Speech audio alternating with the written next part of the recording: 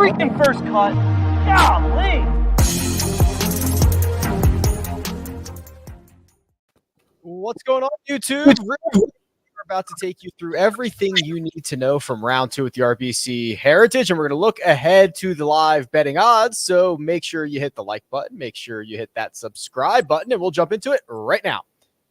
Welcome into the First Cut Podcast. I'm Rick Gehman, and this is your round 2 recap pod for this week's RBC Heritage. Mark Immelman joins me. Happy Friday, Mark. Good to have you. Yeah, happy Good Friday to you and to all of the viewers, listeners. It's been a great day, I'll be honest with you, for many reasons. But being back out here at Harbour Town, Hilton Head, it was beautiful. Look, it was difficult, but the golf course is firming up. It's a wonderful place. It's a cool tournament. So, yeah, it's been good all around for yours truly. I'm just excited that you got a chance to meet the infamous Sir William Innes. How about that? Yeah, he was taking pictures with folks, and I just had to grab him. And so he goes, "Oh, you want a picture with Willie Innes?" And I was like, "You're going to stop with a fake accent?" And he goes, "This is not fake." And I was like, "All right, whatever." So, yeah, I mean, lots of fun. He was having a ball out there. The vibe at this tournament is just... It's really low country cool, if that makes sense. I mean, lots of folks out there today. The crowd following JT and Jordan and Shane Lowry was massive. So it was good to see, because the last time I was here was 2020, which was the second event. Remember when we came back from lockdown, there was no one out. It was just golfers and us. There were no stands out. And to catch the different vibe now, it sort of feels real, you know? Yeah, that's cool. It's nice to see a live mascot. That's a college football thing. That's like when they have Uga out there at the football games. Uga's a beauty, isn't he, down the way? Apparently, I found out, I'm sure someone will correct me if I'm wrong, that Willie Innes is the only tournament mascot on the PGA Tour. So he's one of a kind. I can't think of another. I'm sure someone will let us know if that is incorrect. So do your research, people. But Mark, much more difficult conditions here on Friday than we had on Thursday. The golf course played about a shot and a half over par, and even a little bit more difficult for the guys in the afternoon wave. This was a windy one and a true test. It really was.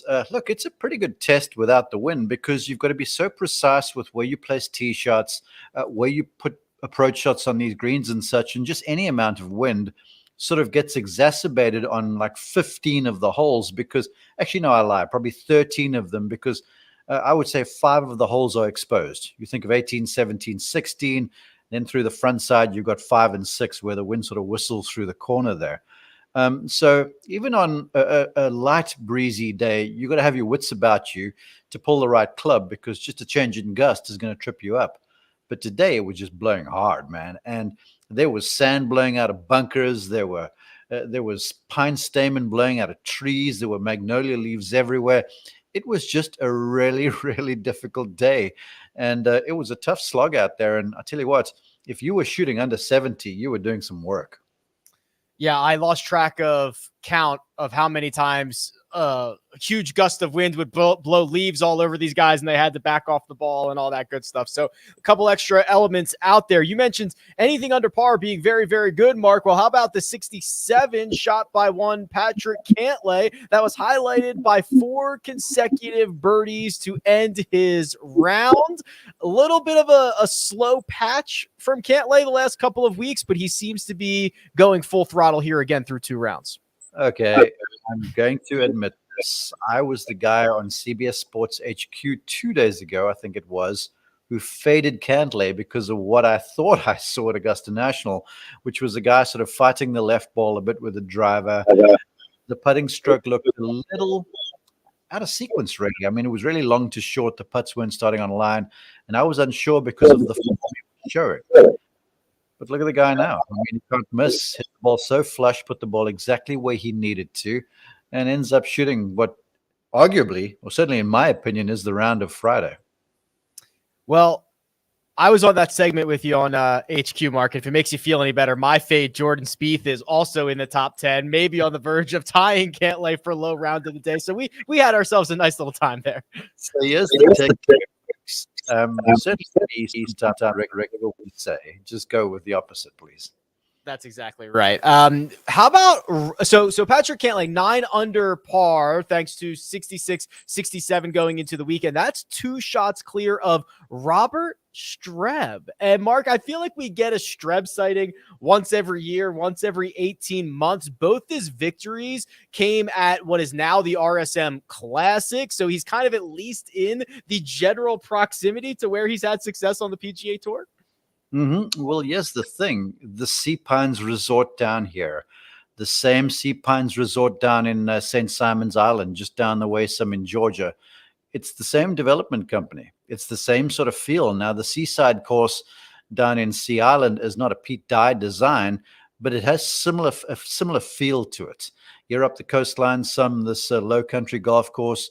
You've got the live oaks, you've got the longleaf pines, you've got the Spanish moss, you've got a golf course that sort of fits into the terrain between the Golden Isles and all of these marshlands very, very well. So as far as feels go, it's very much the same as the RSM Classic.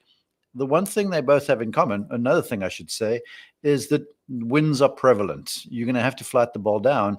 And Streb is kind of like Daniel Berger in a way, where the golf ball's always flattened. And if he's unsure, he'll flatten off the trajectory. And he's just a gritty sort. And in these sorts of conditions, you're going to get the odd gust. You're going to get the odd situation where it didn't work out as planned. And the one thing about Streb, he's always very even keel. You'll never see him have a moment where he's mercurial and just loses his mind. So I certainly see a trend in the style of golf courses that Robert Streb plays well. 3 top 10 finishes this season, looking to add a 4th to his resume. And Mark, they are piling up behind Robert Streb. We're going to talk about the guys who are within striking distance and take a look at the odds board. But first, we're going to take a quick break and hear a word from our partners. And we're back. How about this, Mark? From 3rd place to the cut line, 6 shots. That's all it is. They are absolutely stacked. I can't remember basically the entire field that's going to make the weekend being within basically 6 shots.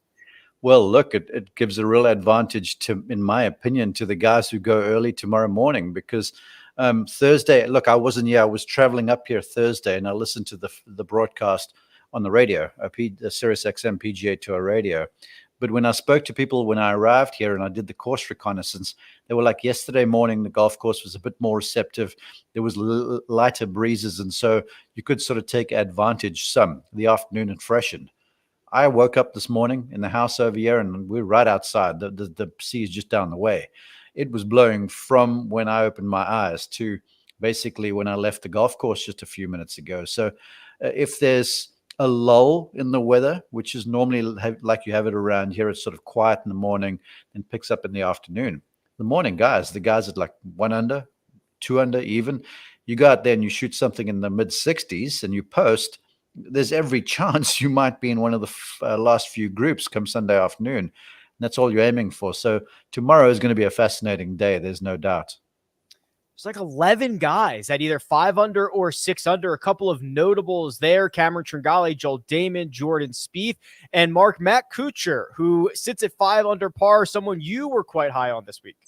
Yeah, well, I like I like Kuchar's game. He's won around here too, and I was alerted to the fact now that there is some rain coming in later tomorrow afternoon. Now, when I left the golf course, the forecast was for like 30-40% for storms, and when the storms come in, they're pretty much in and out, and then the weather gets suspended. So that can certainly have an influence on what goes on in the afternoon too. But right now, I'm sort of banking with the way the place feels because the humidity is very low, and typically when you have storms around you, it's because of high humidity. So I would think Kuchar, if it stays the way it is, the firmer golf course, the golf course that doesn't need you to hit the ball very long, the golf course that needs you to plot your way around there and make smart decisions and kind of take the rough and the smooth, that's sort of right up his alley. And when he won here, the wind was humping it on the final day. So I'm sure he'll be quite content. In fact, I believe all the chasers would be happy with some windy conditions tomorrow afternoon. Well, if you like one of those chasers, now is the time to get your wager in, because our friends over at Caesar Sportsbook, basically everybody besides Patrick Cantlay and Joaquin Gehman is 20-1 or longer. So still some good odds available on the board. It's Gehman who sits at 14-1. Mark, he went out early on Friday, got his round in, but it's Patrick Cantlay who Caesars is zoning in on here. He is plus 150, 1.5 to 1. That's a significant gap between him and the rest of the field. Yeah, well, look, the way he's playing right now, it makes a whole lot of sense. And let's not forget, he's the reigning PGA Tour Player of the Year and the reigning FedEx Cup champ. But just to Gehman, I had a brief chat with Waco at Scoring earlier today. And I'm like, how are you doing? And he's smiling. He goes, no, good. And he shot 1 over par, 72. And then Gary Matthews, his caddy, said, so what's the plan? And he goes, pack him up, we're done. And when you get a guy who plays in the morning and is not going to practice in the afternoon, that sort of tells you that this guy knows where the game is, knows where the ball striking is, so he feels pretty confident. So, look, it's still a lot of golf left and anything can happen. The kind of golf course here where you can see multiple shot swings very quickly. But Cantlay, you know, he's got all of the tools. This we know. And he just seems so comfortable right now. Compared to the guy that I saw last week, whatever happened on the drive up from Augusta National to Harbortown, Hilton Head Island, I want some of that because it's been miraculous. Yeah, really good stuff. As I mentioned, Patrick Cantlay 2 clear of Robert Streb, and then everybody else at 6 and 5 under par. Plenty of guys who are going to be in the mix over the final 2 days. Mark, what's your post for tomorrow? Where can we find you? Well, I'm going to have the final group. Dottie Pepper is moving into a tower tomorrow, so I'll have Cantlay and whoever's alongside, which I'm looking forward to. Fun tomorrow, they're going to have Colton Nost and Amanda Ballyhonis manning 17, the par 3, like they did at 16 over at the Waste Management Phoenix Open. So it's not like you're going to see the hysteria at 17 like you did in Phoenix earlier this year, but that'll be fun too. So yeah, I'll be out with the final group and looking forward to watching Patrick Cantlay play. Incidentally, inside track here, I had him in the final group. I had him at Phoenix, and his caddy Matt Minister and I had a little wager for dinner. And I owe Matt, the Reverend, dinner. So I'm going to try and get that back tomorrow afternoon somehow. All right, keep us posted. I love that. All right, we're looking forward to it as well. We'll be back after rounds 3 and 4 to break it all down. But for now, let me give a big thanks to producer Jacob, does all the hard work behind the scenes. Mark Immelman, you can find at Mark_Immelman, and you can find me on Twitter at RickRunGood. This has been The First Cut, and we'll catch you next time.